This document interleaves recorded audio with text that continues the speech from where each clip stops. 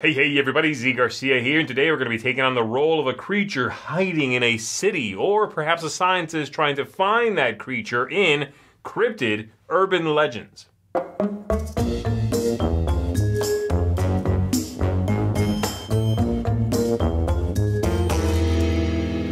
This is a two-player only little game in which, again, one player is the Cryptid that is trying to hide among the city, wait out till the right opportune time, and then escape that city. Or a scientist trying to narrow down the Cryptid's choices for evasion, trying to pin them down and capture them. So there's those two different ways that the players can win. You can also just run out the time and have enough of a secondary kind of token. And then if you have more of those than your opponent, then you'll win that way if the game goes long enough. So let's go ahead and take a look at how the game works on the table. I'll just come out and say it. I think it's an obtuse sort of play and teach. So I'll do my best to try to explain it as plainly as possible. And it is, of course, based on sort of a sequel or spin-off, whatever you want to call it, of Cryptid. A very different kind of game. But I'll talk about that after the overview. So let's check that out. So here's what the game looks like, set up and ready to begin. I'm going to talk you through and walk you through the 5 phases here, starting with the sensor phase. Starting with the active row player. This is the active row right here. This is the active player, the Cryptid. And then we have the scientist over there. We are going to take one of 3 actions. You can play a movement card, you can use your wild card, which is this, if it's face up only, and it has all 3 abilities. You can choose one. Or you can draw 2 cards from your deck up to a hand of 4. We begin with 3. Not a good time to do that.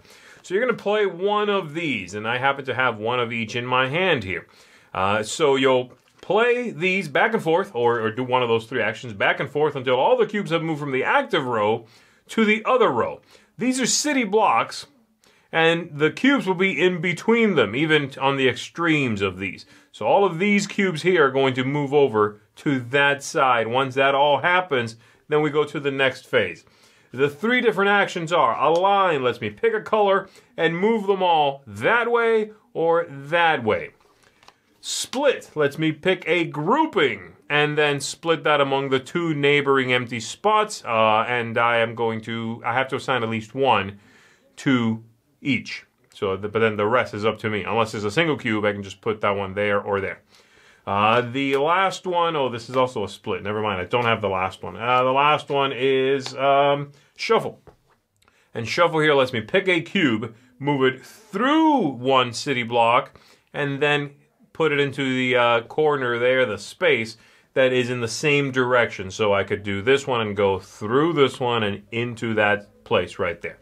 That's how shuffle works. So I might do, for example, split on my turn. And I'm going to split these in there, these in there. This card is discarded. It is my opponent's turn. They are going to do a shuffle. They'll do a shuffle. And they'll discard that. And they're going to take this one and go whoop, whoop, like so. Then it's back to me. Again, I could draw now, or I could play, or I could use the wild if I had it, which I don't. I'm going to align. So I'll align red. I'll pick red and align it all that way. So it's basically just those 2 there. And then my opponent is going to do their own align, for example. And they'll do align, white, obviously, and white is going to go this way. All right. That's done. They've all moved over now, and we go to the hiding phase, where the Cryptid is going to select a feature and place these presence counters. So the features are one of 2 things. I can either choose a number, and if the number of cubes around one of these matches that number, then I put out a presence token there.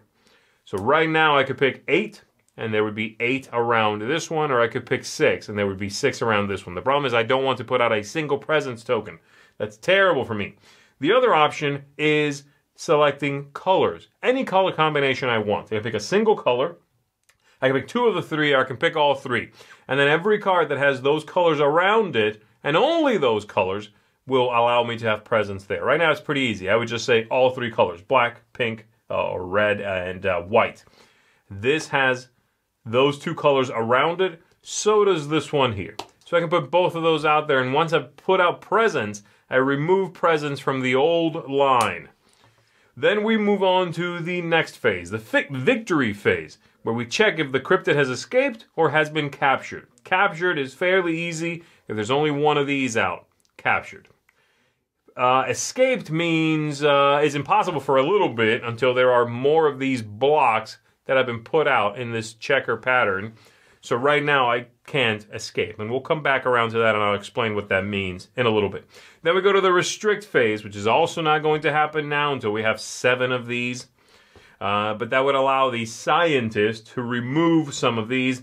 And then we go to the expand phase, in which the active role player adds 2 city blocks. How do we do that? We take one of these, we reveal it, it goes there. We take another one, reveal it, it goes on the other side. And that's it, and now we go back up to the censor phase, starting again with the player that is closest to the cubes, this player. Perhaps on their very first turn, they'll just draw 2 cards, which is, by the way, a fantastic opportunity for the other player to also do that. Then we go back over there, maybe this player, we're going to just move some stuff around here. We're going to assume it ended up looking like this. Then that would be the entire censor phase. Then we go to the hiding phase with, again, the cryptid player picking a thing, putting out cubes. Right now I might say, I don't know, that was probably a bad way to split this, but let's do something like that. And I would say 5. Because there are 5 around this one. 4 and 1, that's 5. Not this one, that's 7. And this one also has 5 around this, so I would do that. And then remove these, okay?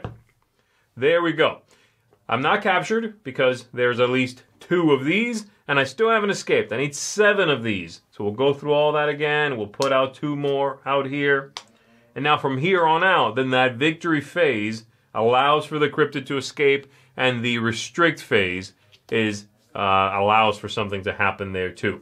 So we'll move it all again. Let's do that, like so. Now we have the cryptid picking a thing, and let's say they did all 3 colors. That's going to be there, and that's going to be there and there. Okay, they picked all 3 colors. That's what happens. Victory phase. Not going to happen for the scientist because there's 3 of these. And now the cryptid might escape. How does the cryptid escape? They need to have at least 7 of these. And they need to be on the 2 extremes. Right now, that is not the case. The cryptid will not escape. Then the restrict phase happens, in which the scientist removes 2 of these city blocks. They have to be the 2 on the extreme on one side, meaning these 2 or these 2. And it cannot have presence. So it's these 2. These come off, and then we add 2 more. The player who would, do that picks these and puts out 2 more. Sometimes you are going to get some that have these red areas. That means you put 1 of those on there. And then we do it again, right? So again, you kind of remove 2 and then add 2. And the whole thing sort of shifts a little bit. These are acquired by the players. By the cryptid, if they would end up putting 1 of these on there, they take it. And by the scientist, if they would end up removing, that kind of thing, something like that, and it ended up like so, then the scientist would remove these 2, they would take this one, remove these, and then we add, boop, and boop, we add those there, okay? So these are for another way that the game can end, and that is if we run out of these city blocks, basically the game ends, and then whoever has the most of these is the winner, if neither side achieved a capture or an escape on this side. That's kind of what's going on. I hope that makes sense. It's a little obtuse. The moving the cubes back and forth is a little tricky, but I think you kind of understand what's happening now. You will get this special ability card face up when your opponent claims 1 of these. So in that case I just showed you where the scientist removed 2 of these and ended up banking 1, then the cryptid flips this over and I can use it once as a wild, any one of the 3 things, by flipping it back over and using that without needing the card from my hand. All right. So there you go. That's again kind of an overview of what's happening. You're just running down the breakdown here on the back of this is how the sides win, the cryptid escapes, or it's captured, or time runs out. If there's no city blocks left in the deck, then we count the evidence counters, and you take all the ones closest to you at that point. All right, folks, let's go ahead and go back up top. Let me tell you what I think of it. All right, so Cryptid, not this one, but the original Cryptid, is a sort of deduction game in which everybody is looking for a cryptid on this board, and everybody has a piece of the answers to where it resides, next to this thing in this kind of area. You're all getting clues from each other, trying to be the one that ultimately picks the right spot. I think it's right there. And if you're right, because no one can disprove that, then you win the game. Really neat stuff. This, of course, is sort of a spin-off, or, you know, a game that really is using the same setting, I suppose, same line, same intellectual property, if you want to call it that, to give you a very different game.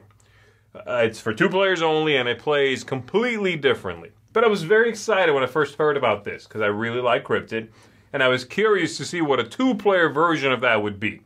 Well, it's not that, but that's fine. There's been plenty of games that are sequels or spin-offs of other things that don't really play like those things and surprise you with how amazing and engaging they can be based on something you previously liked. Unfortunately, this is also not that. This is one I did not like. I found it to be, well, problematic in many different ways, okay? Let's go ahead and break it down, starting from the top at theme and setting, which gets a thumbs down from me. This feels absolutely nothing like what it says it's supposed to feel like. This idea of, in the rule book, there's something hiding among us, an elusive cryptid prowling our city streets. The evidence is clear, but without definitive proof, the scientist community will never believe you, so you need to go out there and find this cryptid. It's not going to feel anything like that. It's going to feel like solving this obtuse puzzle of colored cube placement, and that's largely it. So that's what it's really doing. It's abstract in kind of the worst way possible, because it's not that the theme is abstract. Gameplay, mechanically, it is abstracted. The mechanisms themselves are hard to understand. It's hard to not just correlate what they're telling me it is to what I'm doing in the game. Just this one by itself, what I'm doing in the game is almost abstracted from me. Very hard to know what I'm doing, why I'm doing it, how the whole thing works. It took a few reads of this, a few tries to be like, okay, I think I get what's going on here, and why I would do one thing over another thing. The aesthetics. The artwork is nice, but there's very little of it. I don't think the game has a very appealing look on the table. The tokens, while good quality tokens, have a plastic finish that gets very scratched. That's sort of the best way to describe it. So they're opaque. They kind of, you know, they look good from afar. If you're picking up and look at them, you can see they're very smudged, the game looks more worn than it should earlier, right? So the whole thing I don't think has a very appealing look. And just the entire thing on the table, I mean, there's plenty of abstract games out there that are gorgeous looking, that I'll gravitate towards. So this one doesn't have that look. The replay value is okay. There are 2 sides. They are doing different things, though technically you are doing them with the same stuff, same cards. 2 card decks are the same. But you are trying for different things. Once you finally click into what it is you are doing, then you can play both sides and try for those things, and the game is puzzle-like, so if you enjoy that, I could see you coming back to this one because you want to have another go at that puzzle, that someone is competing against you, or trying to impede you from solving that puzzle correctly by messing you up, throwing cubes where they shouldn't go, or where, you know, that kind of thing. So there you go. That is replay value. Game arc gets another thumbs down. I think the game has a really awkward turn structure. The game flow feels disjointed. There is the censor phase, and then moving tokens, and then we check for victory in the middle of a round. Some things go away, and some new things come out, but only like the 3rd turn on. It does not flow very well. This is a game I would never use the word elegant to describe how this game's game arc comes across. Ease of play. Like I said, a game feels almost designed to be counterintuitive. You have these city blocks, but nothing goes on them really. You're just sort of creating negative space checkered pattern design that grows, and you chop it off and then grow it again, and nothing is intuitive, nothing is elegant, nothing feels quick and easy to understand. At no point do I tell you a rule as I'm explaining, then you go, yeah, okay, that's cool. Oh, like you will not ever have a ooh moment. You'll have a okay, I think I get it. And over like a play or two, you'll be like, yeah, okay, I got it. Okay, I see what I'm doing. I'm making little groups of colored cubes and then calling out an amount or a color combination. I got it. So, yeah, the ease of play really wasn't there for me either. And then lastly, tactics, luck, strategy. Again, kind of somewhere in the middle. Once you have grasped what is going on, the idea, in a very abstracted way, makes sense. The one side is making themselves the cryptid, making themselves as many possibilities as possible, ideally eventually in the game, a few rounds in, the two on the extremes. The other side is messing that up, which is not particularly compelling, to be honest. It's sort of like, well, if I let you put that there, you can call out 4 and have 4 across everyone, so I'll shove it over here and mess that up. Oh, you still have the colors. Okay, well, I tried. And so once you both understand what it is you are doing and you have grasped that, then it comes down to the luck of the cards you draw and just solving that puzzle and hoping that your opponent will make a mistake and not see that if they are hyper-focused on colors but forgot to check the numbers, you got them. Ha ha ha, there's 6 here and 6 here. I got you. I escaped. So, not particularly compelling. Very tactical, of course. There's not going to be a particularly long-term strategy in this. But it's also just about sort of not forcing, but like your opponent having to make a mistake. Usually if one side draws cards, the other side draws cards because you're skipping a turn unless there's absolutely some horrible position I can force you into. I'll replenish. You don't replenish automatically. But sometimes not. Sometimes they draw and you play that last card just to force something weird to happen. You know you're going to your next turn and have to draw first, giving them a nice advantage. It all sort of evens out. It's a bit of a zero-sum game when it comes to that when you draw. The whole thing I found to be problematic. It's a disappointing game because I like Cryptid so much. But putting all of that aside, looking at this on its own merits, it feels like the worst kind of abstract game. One that isn't out and out abstracted or abstract. It has no theme. This has a theme. It has a great theme. And yet the game is very abstracted. On top of that, it's abstracted in an obtuse way. A way that is near impenetrable to feel like you can draw conclusions or similes to what it is you are actually doing. And then the rules are, I don't want to say clunky, but just interestingly organized and given to you. And by that I mean literal turn structure, things like that. I think the rulebook is okay. It's just kind of a hard one to internalize in your head. You're thinking to yourself, why am I doing all this stuff? And how is this supposed to translate to what's going on? So there's all of that. They also have terminology for like the active line and the inactive line.